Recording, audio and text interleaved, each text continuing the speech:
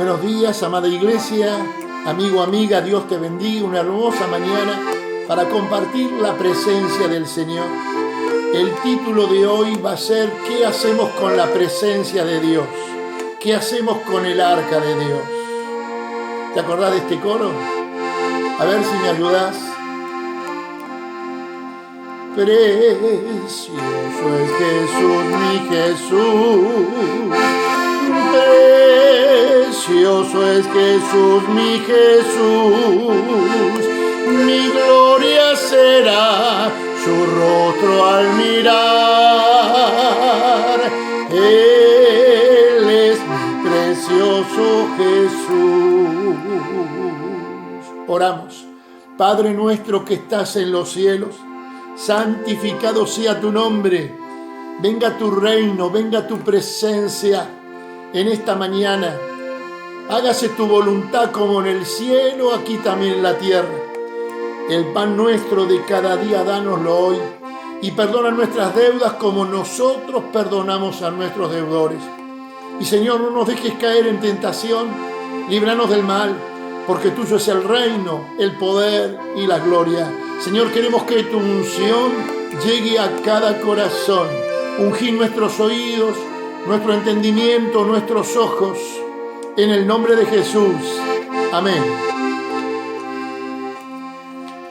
Y vamos a leer en 2 Samuel el capítulo 6, el versículo 12, que dice: fue dado aviso al rey David diciendo: Jehová ha bendecido la casa de Obed-edom y todo lo que tiene a causa de Obed-edom y todo lo que tiene a causa del arca de Dios. Entonces David fue y llevó con alegría el arca de Dios de casa de Obed-edom a la ciudad de David. El arca del testimonio tenía la vara de Aarón que había florecido, el maná, pero lo más importante, los 10 mandamientos. No tendrás dioses ajenos delante de mí, no te harás imagen, no te inclinarás ante ellas, no tomarás el nombre de Jehová tu Dios en vano. Acuérdate del día de reposo, honra a tu padre y a tu madre, no matarás, no cometerás adulterio, no hurtarás, no hablarás contra tu prójimo falso testimonio, no codiciarás la casa de tu prójimo, no codiciarás la mujer de tu prójimo. Oye Israel, el Señor tu Dios uno solo es. Decilo conmigo: y amarás al Señor tu Dios con todo tu corazón, con toda tu alma y con todas tus fuerzas. ¿Cómo podemos tener acceso a la presencia de Dios? Buscándolo en oración, adorándole, glorificando su nombre, que su presencia se manifieste, reconociéndolo como nuestro único y suficiente Salvador, como nuestro sanador, como nuestro único Dios. Y entonces se va formando una atmósfera a través de nuestras declaraciones. Va despertando en nosotros el temor, que no es miedo, sino la reverencia. Le damos el lugar que le corresponde al Señor. Y también se despierta en nosotros el espíritu de un adorador y hace que continuamente busquemos su presencia. En cambio, cuando perdemos su presencia, perdemos su unción, quedamos espiritualmente sin defensa, totalmente expuestos a cualquier peligro. Quizás nos volvemos muy religiosos, somos repetitivos, cantamos lo mismo, oramos lo mismo, siempre una rutina. Se pierde toda expectativa, nos morimos espiritualmente. La historia seguramente muchos de ustedes ya la conocen, ¿no es cierto? Israel había perdido el arca de Dios. La habían utilizado como un amuleto. A veces nosotros utilizamos a Dios como un amuleto. Decimos, bueno, en el nombre de Jesús, pero resulta que nuestra vida no está en consonancia con la voluntad del Señor. Acabamos de leer los 10 mandamientos, Dios te bendice, pero dentro del marco de los 10 mandamientos, haciendo la voluntad de nuestro Padre que está en los cielos. La usaron como un amuleto, pensaron que con el solo hecho de tenerla era suficiente, pero estaban lejos de Dios. Y murieron miles de hombres en el campo de la guerra. Israel perdió todo por su anarquía, porque cada uno hacía lo que bien le parecía. No, hermanos. Tenemos que estar haciendo la voluntad del Señor. y eso nos bendice. Elí, que era el sacerdote, había perdido la visión, el discernimiento. Era un hombre que estaba gordo, que estaba chanchado, que estaba falto de ejercicio, y también su oído no estaba sintonizado a la voz de Dios. ¿Se acuerdan cuando Ana, que pedía un hijo, estaba atribulada y él la confunde con una mujer ebria? Ese hombre no sabía distinguir una cosa de la otra. Pero la palabra acá me está hablando de que los filisteos capturaron el arca y tenían que entender un mensaje y lo entendieron. Estos incircuncisos entendieron el mensaje, que el verdadero Dios con letra mayúscula, el verdadero poder residía en ese Dios que tenía Israel. Vos también tenés que entender en esta mañana. Los filisteos metieron el arca de la presencia de Jehová en el templo de su dios Dagón. Y al día siguiente su Dios, en minúsculas, estaba en el suelo con sus manos quebradas, con su cabeza cortada, solamente le quedaba el tronco. Déjame decirte que a Dios nadie lo puede defender. Dios se defiende solo, no necesita que vos lo defiendas. Lo que necesita es que vos lo ames, como te dije, con todo el corazón, con todo el alma, con toda la mente, con todas las fuerzas, y que hagas su voluntad. No podemos defender a Dios, no tenemos que demostrar. Él se muestra solo, Él muestra su gobierno, su señorío, su autoridad. Y los incircuncisos, en este caso los filisteos, tienen que entender. Y hoy, frente a cualquier problema, a cualquier dificultad, ¿no es cierto?, todo lo que está en contra va a tener que entender de que Dios es el que pone las cosas en su lugar. Ellos dijeron, la tenemos que sacar de nuestra tierra, la tenemos que sacar de nuestro reino, porque la mano dura de Jehová está contra nosotros. No solamente ha destruido a nuestro Dios, sino que también hay tumores en todo el pueblo. Ha muerto muchísima gente y se suma de que hay una plaga que se está comiendo de todas nuestras cosechas. Las ratas habían invadido el lugar. Dijeron, tenemos que sacarla. Tenemos que decir, Señor, entender el mensaje. Tenemos que hacer tu voluntad. Por eso muchas veces, cuando nosotros estamos en una situación difícil, tenemos que entender cuál es la voluntad del Señor. La llevaron el arca de un lugar al otro para poder tener tranquilidad, pero no tenían paz. En cada pueblo donde iban, en cada ciudad donde iban, la mortandad continuaba. Y tuvieron que entender porque algo malo estaba pasando, algo no funcionaba. Ellos habían vencido a los hombres, habían vencido a Israel, pero no podían vencer al Dios de Israel, no podían vencer la presencia de Dios. Nadie puede vencer la presencia del Espíritu Santo que está en medio de nosotros. Quisieron confirmar, algo está pasando, y dijeron, si es casualidad, las vacas que llevan el arca de Jehová se van a desviar del camino, y si no es casualidad, van a seguir su camino. Pero parece que las vacas que habían dejado los terneros, dejen los terneros separados de sus madres, de las vacas, y van a ver cómo las vacas son difíciles en que puedan responder. Dicen que las vacas mugían, ¿no es cierto?, y se lamentaban. Ataron las vacas al carro nuevo, y ellas se encaminaron por el camino. Las vacas eran más inteligentes en cierta manera que los hombres, sabían por dónde tenían que marchar, y nosotros a veces no sabemos para dónde enfilar, pero las vacas iban derechito, iban andando y bramando, iban mugiendo.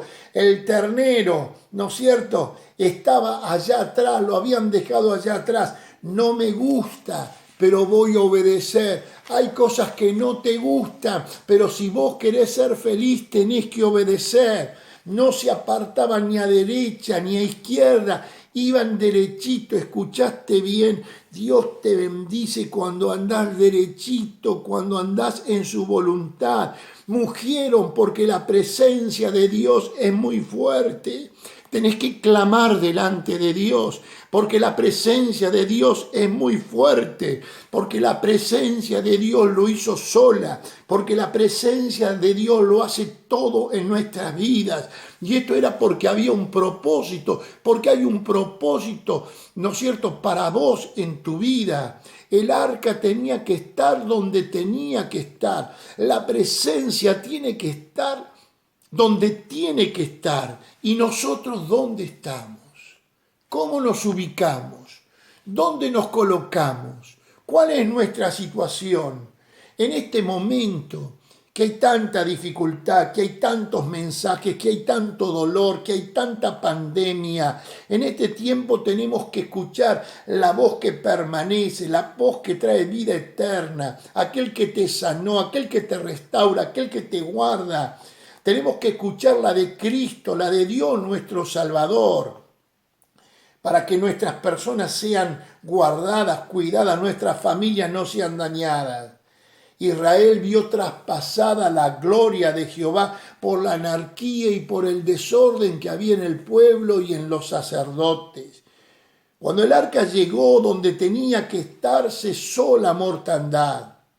Cuidado con códigos, como movernos con códigos que no son reales, ¿no es cierto? Tenemos mucho método, tenemos mucho parafraseo, tenemos mucha homilética, tenemos muchas cosas orquestadas, pero vamos perdiendo la esencia, la presencia, porque nada tiene vida si no es el Espíritu Santo. Te vuelvo a decir, se llenaron de enfermedad, se llenaron de tumores, se llenaron de muerte, ofrendaron ratones y tumores de oro, pero el arca no se nutre de los ratones, de los tumores. El arca se llena de Dios, tu vida se llena de Dios, nuestra familia se llena únicamente del Señor. Tenemos que estar atentos y escuchar la voz de Dios. Por eso,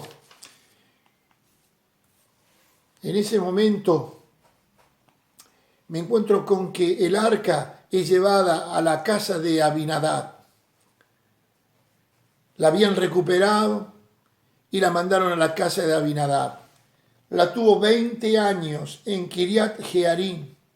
Allí santificaron a su hijo Eleazar para que guardase el arca de Jehová. Por 20 años estuvo en aquel lugar el arca de Dios, y toda la casa de Israel lamentaba en pos de Jehová. A Saúl no le había interesado mucho, pero David era un adorador y quería traer la presencia de Jehová a su ciudad, a Jerusalén. 20 años la tuvo y nunca tuvo bendición.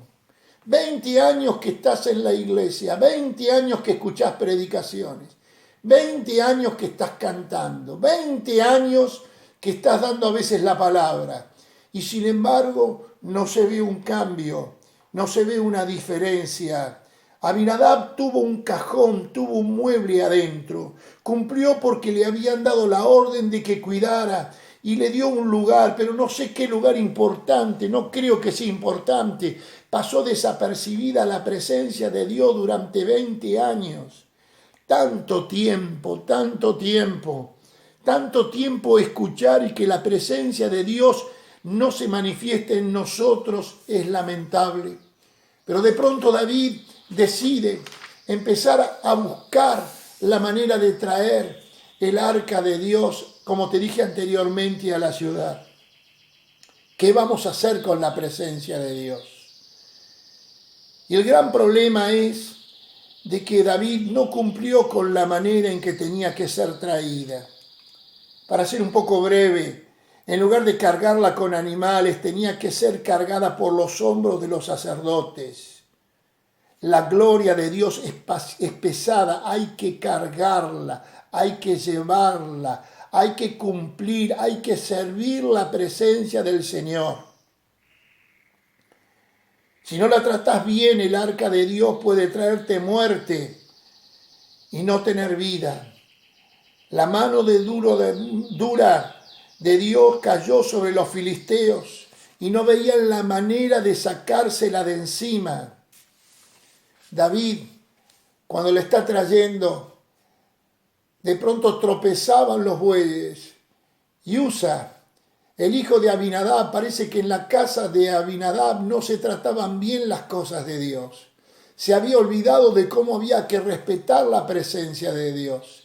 Quiso tener un acto de buena voluntad, pero era un acto que no respondía a la manera en que tenía que ser tratada el arca. No la podía tocar cualquiera. Y en el momento en que estaban tropezando los bueyes, temiendo de que se viniera abajo, que se cayera, él pone su mano para sostenerla y el furor de Jehová va contra él y lo mata. Entonces ese lugar se llama Pérez Usa y hubo un tremendo dolor para David. David quedó consternado, él con esas 30.000 personas que me menciona la palabra. Y dijo, ¿qué voy a hacer con el arca? ¿A dónde voy a llevar la presencia? Le vino temor. En mi casa, ¿estará mi casa preparada para recibir el arca? Tengo miedo. Mejor voy a buscar el lugar donde poder dejarla. Y parece que después de mucho hurgar, de mucho buscar, encontró un levita, un hombre del campo, un hombre simple, pero un hombre que parece que cumplía con la voluntad del Señor. Un hombre que estaba en orden su casa, estaba en orden su familia. Él era sacerdote primero de su hogar. Y entonces David le va a pedir a ver si la puede guardar allí en su casa. Yo me pregunto, el arca de Dios, ¿dónde la habrá guardado? ¿En qué lugar la habrá puesto? Porque todo depende de dónde pones a Dios, si lo pones en primer lugar o si lo tenés nada más que para los apuros, para las circunstancias difíciles y no ocupa el primer lugar en tu vida. Pero yo calculo que Obed-Edom, cuando le trajeron la presencia, no era hacer un favor, tampoco era cumplir una orden de parte del rey. Era una satisfacción poder adorar, poder glorificar, poder ponerla en el medio de su familia, en el medio de su casa, en lo más importante de su hogar. Estuvo 3 meses en su casa. El otro, Abinadab, la tuvo 20 años y no pasó nada. Y en 3 meses vino un cambio tremendo en la casa de Obed-Edom. Hay mucha gente que sigue a Dios por las bendiciones, que sigue por todo lo que te trae de prosperidad. Es cierto que la casa de Obed-Edom prosperó, pero realmente yo no creo que sea un tema de simplemente seguir las bendiciones. El tema es tener a Dios, tener a su presencia. Busquen primero el reino de Dios y su justicia y todas las demás cosas van viniendo por añadidura. Busquen primero el reino de Dios. En ese momento, Obed-Edom, cuando la tuvo en el lugar central, ¿no es cierto? La fe tiene que ser bien ubicada, tiene que ser correcta. No es decir, Señor, demostrame que vos estás. No, estas señales seguirán a los que creen. Primero está la fe y después vienen las señales. No tenés que pedir primero las señales para después tener la fe. Y cuando dice, ¿no? Y estas señales seguirán a los que creen, pondrán las manos sobre los enfermos y sanarán. En mi nombre echarán fuera demonios, pisamos la cabeza de la serpiente. Y por ese evangelio agresivo somos más que victoriosos en el nombre de Cristo Jesús. 3 meses nada más. Mirá qué hermoso poder darte una palabra que en los días que vienen, a pesar de todas las dificultades, van a empezar a ser los mejores días para tu vida. Allí yo me encuentro con que David se sorprende porque parece que todo el mundo se enteró. No sé cómo, pero todo el mundo se enteró. Mira, hermano, cuando Dios te está bendiciendo, no sé cómo, pero toda la gente se empieza a enterar de la bendición, del testimonio que hay en tu vida. Y le dijeron, pero mirá lo que pasó en lo de Obed-edom. Mirá la bendición que hay. Mirá las cosechas que está teniendo. Mirá sus animales, pero mirá sus familias. Mirá cómo crece toda la bendición en torno a los suyos. Entonces David dice, yo me voy a la casa de Obed-edom. Y fue para allá. Y cuando fue allá, le dijo, bueno, mirá, Obed-edom, ya estuvo 3 meses, a vos te bendijo, y ahora yo la quiero tener también conmigo. Yo quiero tener la presencia de Dios.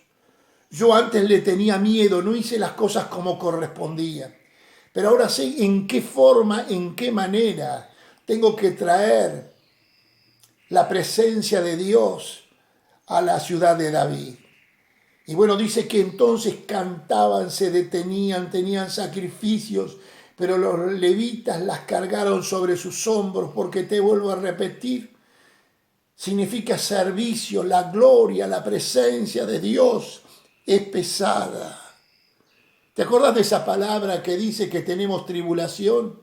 Pero este eterno peso de gloria que tenemos dentro de nosotros nos trae la bendición, y que somos pesados porque tenemos la presencia de Dios en nosotros.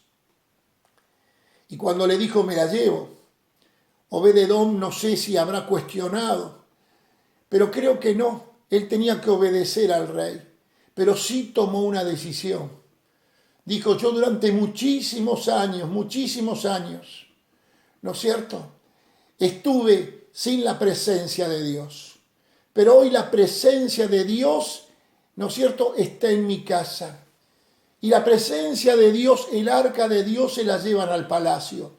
Yo no me voy a quedar en el palacio.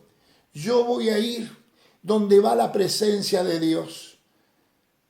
No siento amor ni por las tierras, ni por las vacas, ni por todos los tesoros que tengo. No sigo a Dios por todas las bendiciones que tengo. Lo sigo a Dios porque lo amo a Él, porque lo quiero tener a Él, porque quiero que mi familia, quiero que se cumpla la palabra, que yo y mi casa serviremos al Señor. No sé cuánto tiempo le llevó, pero la decisión yo creo que fue inmediata. Y entonces decidió irse con David al lugar. Toda su familia empezó a ser bendecida. Me llamó la atención porque allí en Primeras Crónicas, el capítulo 26, el versículo 4, me habla de los hijos de Obed-edom. Semaías, el primogénito, Josabad, el segundo, Joa, el tercero, el cuarto Sacar, el quinto Natanael, el sexto Amiel, el séptimo Isacar, el octavo Peultai. Y dice que Dios había bendecido a Obed-edom. Y vos sabés que en la antigüedad cada nombre tenía una profecía, tenía una palabra de bendición. Y por ejemplo, Semaías, donde significa que Dios escucha nuestras oraciones, que Él tiene su oído atento, que siempre está cercano, que Dios no está lejos, que Dios escucha nuestro clamor, que Dios escucha cuando su pueblo está triste, cuando hay situaciones difíciles, y que Dios te responde, yo soy tu amparo y soy tu fortaleza, yo soy tu sanador, yo soy el que rescata del hoyo tu vida, el que te colma de favores, el que llena tu boca de bien de tal manera que te rejuvenezca como el águila, y comienza, bendice alma mía al Señor, decía David, y no olvides ninguno de sus beneficios. Semaías, el Señor escucha. Hermano, Dios está escuchando en este momento tu problema, tu dolor, y quiero decirte que Él en este momento, su presencia comienza a tocar tu vida para que tengas los mejores días, los mejores meses, la mejor continuidad de bendición para vos y tu familia.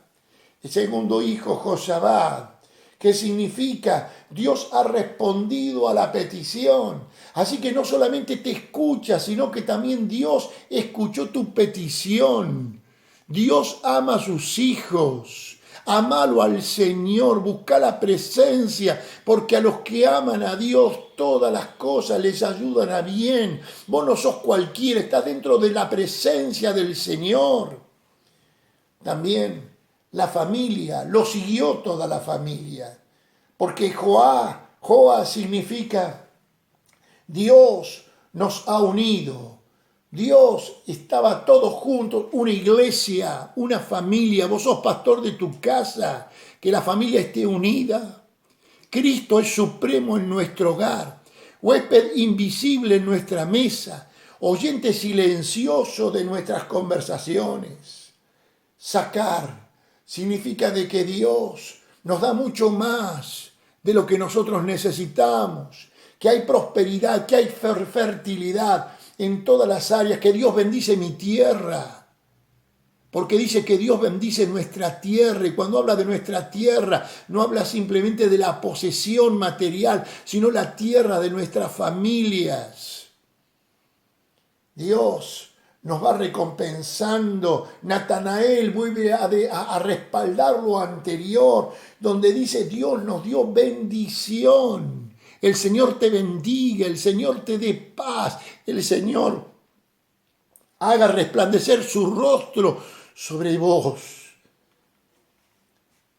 Amén. Significa que la familia no se perderá, que la gente de Dios va a permanecer. El cielo y la tierra pasará, pero la palabra del Señor permanecerá. Allí Obed-edom geteo, él puso a todos en torno al arca de Dios. Él a la noche la miraría y le cantaría y oraría y alabaría al Señor. Durante el día siempre estaba en sus quehaceres, pero siempre iba al lugar donde estaba la presencia de Dios. Dios estaba en todas partes, pero había un culto en su casa. Frente a tantas malas noticias, está bueno que estés escuchando las novedades que hay, pero no te llenes todo el día de noticias y noticias. La mejor noticia que vos tenés es que Dios está en tu corazón, que Dios está en tu casa, que Dios está en tus hijos. Y mira tu cuerpo y decir, Dios está en mi templo, Dios está en mi cuerpo, Dios comienza a bendecir mi corazón, mis riñones, mis piernas, mis brazos, mis ojos, mis oídos, mi cabeza. Dios empieza a bendecir. Pero Dios no solamente te bendice, sino que multiplica, porque de pronto Isacar significa que Dios nos da el doble de lo que nosotros pedimos. Mi copa está rebosando, no es que llega hasta el nivel, mi copa está rebosando. El bien y la misericordia, decía David, me seguirán todos los días de mi vida, y en la casa del Señor. Él quería traer la presencia de Dios. Antes tenía miedo, pero descubrió el secreto. Obed-edom geteo le dijo cuál era el secreto. La presencia de Dios hay que cargarla. Hay que servirle al Señor. Y Dios te va a dar bendición multiplicada a 30, a 60 y a 100 por uno en todas las áreas. Peultai, toda una familia que después lo vamos a leer, donde dice de que allí eran señores, eran hombres de renombre, y se le dieron lugares en el templo, lugares muy importantes, lugares en los graneros para servir a Dios.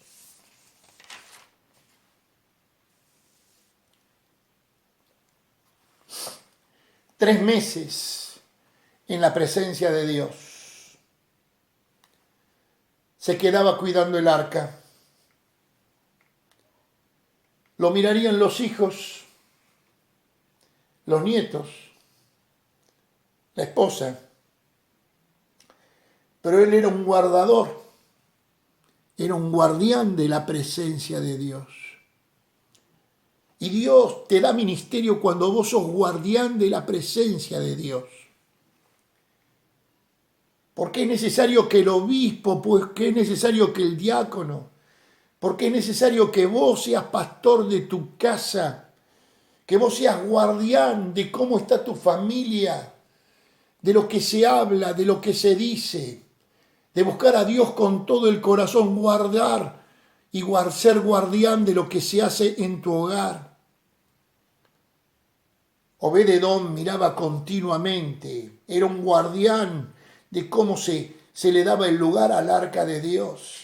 Si vos querés que tu familia sea bendecida, sé un guardián. Nadie puede estar en el ministerio si primero no es un guardián, no es un pastor en su casa, si no pone en primer lugar a Dios. ¿Qué es lo que hace tu familia? ¿Cómo son tus maneras de conversar? ¿Cómo son tus modales? ¿Cómo estás conviviendo ahora que estás en la cuarentena? ¿Cómo te llevas? ¿Qué pensás? ¿Qué estás haciendo cuando nadie te ve? Porque Dios te ve siempre. Mirá que esto no es método. Los incircuncisos lo entendieron. Tampoco esto es un amuleto. Tampoco es repetir continuamente lo mismo. Es renovarte. Puede haber riqueza, puede haber prosperidad. Puede ocurrir como el caso de Moisés. Moisés cuando hablaba con Dios, cuando hablaba allí con la presencia, le brillaba su rostro. Quizás cuando David se acercó a Obed-Edom Geteo, vio que todo brillaba en la casa, pero lo más importante es que la gloria de Dios brillaba en el rostro de Obed-Edom. Dice que el pueblo de Israel, cuando a Moisés lo veía, le pedían que se tapara la cara porque no podían soportar el brillo de la presencia de Dios. David había visto algo totalmente distinto. Y entonces se habrá preguntado, ¿qué voy a hacer ahora? ¿Qué voy a hacer? La voy a llevar, pero necesito que alguien esté ministrando el arca. Y es cierto, él quiere venir a mi casa, así que le voy a decir que sí, que venga y que él se encargue de ser el guardián. Obed-Edom terminó cuidando las puertas del sur y los hijos también la casa de los graneros. ¿Te acordás que te dije que Usa murió porque estaban tropezando los bueyes y quiso sostener el arca? Usa significa esfuerzo propio. Acá no es el esfuerzo propio. Acá no es la capacidad propia. Aquí la bendición de Dios, es la fuerza de Dios, es lo único que te saca adelante. Con nuestras fuerzas no vamos a hacer nada. No es con ejército ni con fuerza, más con mi espíritu, dice el Señor.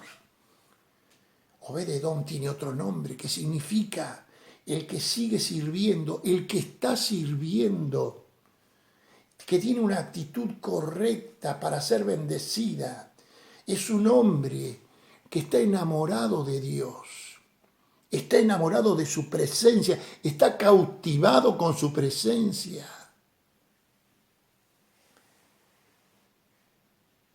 Iglesia, amigo y amiga que me estás escuchando, la bendición de Dios no es casualidad. Este hombre, en Primera Crónicas, el capítulo 15, el versículo 21, estaba dispuesto para la alabanza. Matatías, Elifeú, Micnías, Obed-Edom, Jehiel, Azarías tenían arpas afinadas en la octava para dirigir. Era un servidor del Señor. David y los ancianos de Israel y los capitanes de millares fueron a traer el arca del pacto de Jehová de casa de Obed-Edom con alegría. Porque Dios está con nosotros. Porque hoy hay alegría en medio de nosotros. Porque Dios está con nosotros. Porque Dios está en la jugada todo el tiempo. Y porque Obed-Edom buscaba a Dios a toda hora. Obed-edom inspiró a toda su familia al servicio. Te digo, yo y mi casa serviremos al Señor. Te nombré a Semaías, te nombré a Josabad, a Joa, a Sacar, Natanael, Amiel, Isaacar, Peultai. Ellos con sus hijos y sus hermanos dicen que eran hombres robustos, fuertes para el servicio, 62. El servicio de Obed-edom no generó miedo, sino paz, para que un rey buscara su casa. El servicio de Dios genera fe, paz, paciencia, virtud.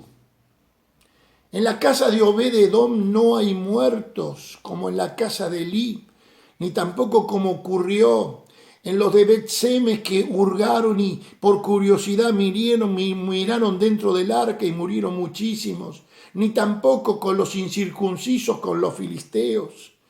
En la casa de Edom no hubo muertos por la calidad de su vida interior. Dios te dé una palabra para tus hijos, para tu familia, para que no haya muertos espiritualmente, porque hay una calidad de vida interior en tu persona. Sos pastor de tu casa. ¿Por qué prosperó la casa de Obed-edom? Porque la presencia de Dios encontró calidad de vida en el interior de su vivienda y en su corazón. Porque servicio de excelencia transmite vida y no es necesidad. No podemos, hermanos, servir a Jesús con una mente de necesidad, porque no vamos a transmitir ningún tipo de autoridad. Porque el Señor me provee. Él se preocupa por mí y no me va a hacer falta ningún bien. Porque el Señor, como decía David en el Salmo 23, es mi pastor y nada me faltará. Quiero que seas prosperado en todo, hermano. Que tu salud también prospere. Cuando servís con una mentalidad de necesidad, se pierde el valor original de Cristo a tu vida.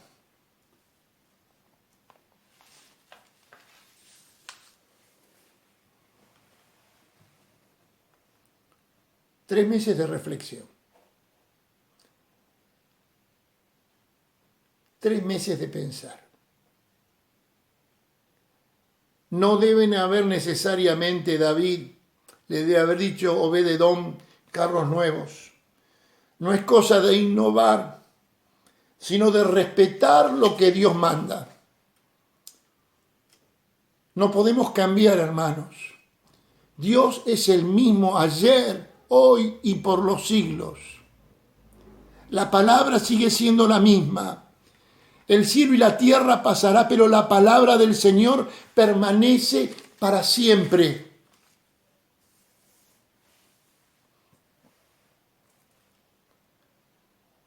David se dio cuenta que había cometido errores y empezó a afinar las cuerdas. El salmista, el dulce cantor de Israel, empezó a afinar su instrumento y ya comenzó a sonar bien.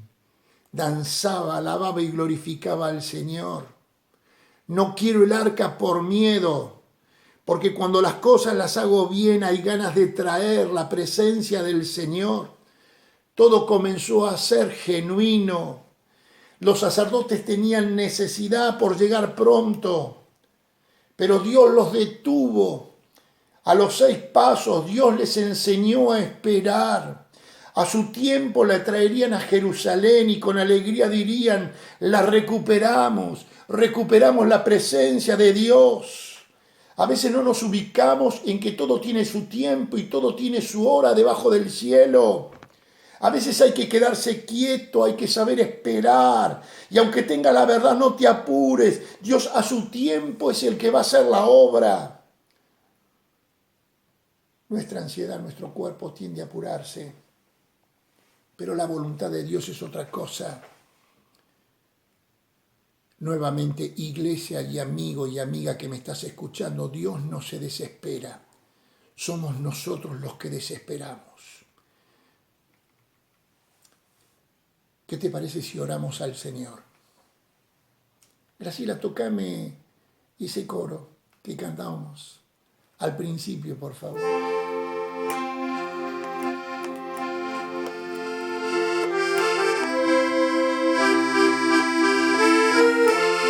Escucha la melodía.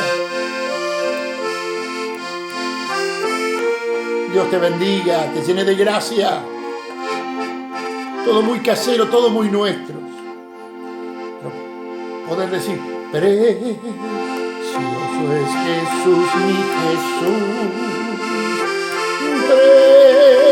Precioso es Jesús, mi Jesús. Mi gloria será su rostro al mirar. Él es mi precioso Jesús.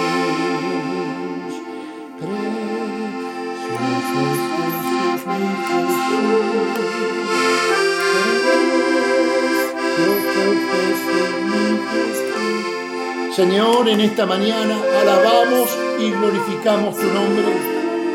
Mi alma te bendice, te da gracias, Señor. Señor, tú eres el centro de nuestra vida. Te damos gracias por esta oportunidad de escuchar tu palabra.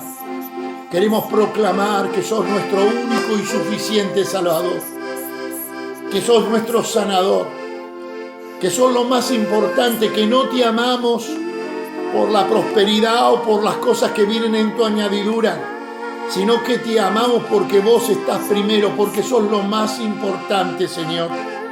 Y que te amamos con todo el corazón, con toda el alma, con toda la mente y con todas nuestras fuerzas. Que eres nuestro príncipe de paz, que eres nuestro rey soberano. Señor, que haya canto en nuestras vidas, que haya adoración, que haya oración, búsqueda de tu presencia. En este momento, Señor, tu mano poderosa comienza a tocar a los que están entristecidos, a los que se sienten encerrados, a los que no encuentran salida, a los que están preocupados.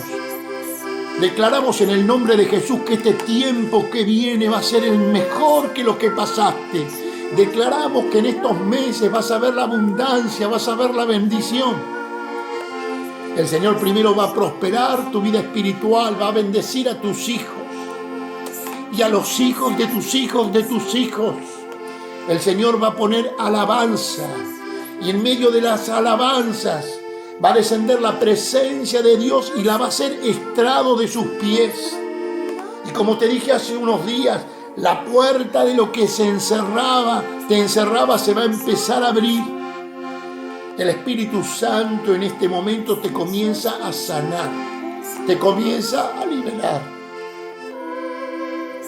El Espíritu Santo en este momento para vos que todavía no conoces al Señor, te dice que está el tiempo de la gracia, que todavía está el amor de Dios, que Dios no es un Dios de odio, que no es un Dios de rencor, sino puro amor, porque de tal manera nos amó que dio a su Hijo unigénito el Padre, para que todo aquel que en Él cree no se pierda, mas tenga vida eterna. Para los que están lejos, para los que están cerca, para los que nunca lo conocieron, esta palabra fue dada. El Señor dice, te amé con amor eterno. Hace mucho tiempo me manifesté y hoy se está manifestando también. Si querés hacer una oración conmigo, Señor Jesús, en esta mañana, creo en que vos sos mi Señor. Creo en que vos moriste por mí en la cruz del Calvario. Te pido perdón por todos mis pecados. Quiero ser un hijo tuyo. Quiero aceptarte como mi único y suficiente Salvador. Te prometo servirte toda mi vida, Señor, y ahora por fe, Señor, porque creo en tu amor. Sé que me siento en este momento un hijo tuyo, porque tu sangre preciosa me limpió de todos mis pecados. Acordate entonces, no es método, tampoco es suerte, tampoco es amuleto, sino es poner a Dios en primer lugar en nuestros corazones y hacer su voluntad. Iglesia, amigos, amigas, Dios les bendiga mucho y les dé paz de su presencia. en el nombre de Jesús. Amén. Dios te bendiga.